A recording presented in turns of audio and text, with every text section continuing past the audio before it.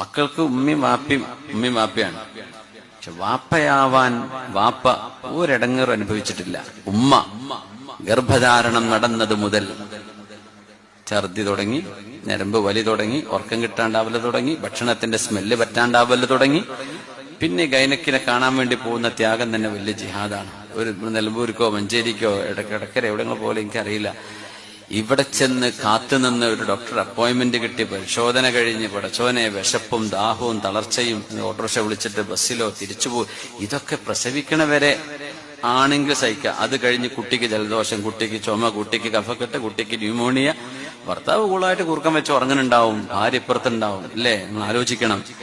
കല്യാണം കഴിഞ്ഞ് കുട്ടിയായി കഴിഞ്ഞാൽ കുട്ടിനെ വല്ലാണ്ട് സ്നേഹിക്കാം, ഭാര്യയോട് പിന്നെ പഴയ സ്നേഹമൊന്നുമില്ല. അപ്പൊ ഈ കുട്ടി ഇങ്ങനെ മുളച്ചുണ്ടായതാ.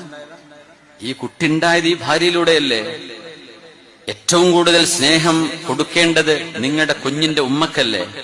അവളുണ്ടായപ്പോഴല്ലേ, അവളുടെ ആരോഗ്യമല്ലേ, അവളുടെ ചോരയല്ലേ, ശരീരമല്ലേ കുഞ്ഞ് എന്ന് പറയേണ്ടത്. ഭർത്താക്കന്മാർ കണ്ട് കുട്ടി മതി, അതുവരെ ബൈക്കുമേലും ബസ്സിലും കാറിലൊക്കെ കൊണ്ടുപോയി ടൂറൊക്കെ, കുട്ടി കഴിഞ്ഞ് ഇവിടെ ഇരുന്നോ, ഇനി വരേണ്ട ആവശ്യമില്ല, അങ്ങനെ കൊണ്ടുപോയിട്ട് കാര്യമില്ല. അങ്ങനെ ആവരുത്. സ്നേഹം കൂടുതൽ കൊടുക്കണമെന്ന്. അപ്പൊ നമ്മൾ വാപ്പാന്ന് പറഞ്ഞ സുഖത്തിന് നല്ല രസമുള്ള വർത്താന, വാപ്പയാണ് എന്തേ അറിഞ്ഞിട്ടുണ്ടോ?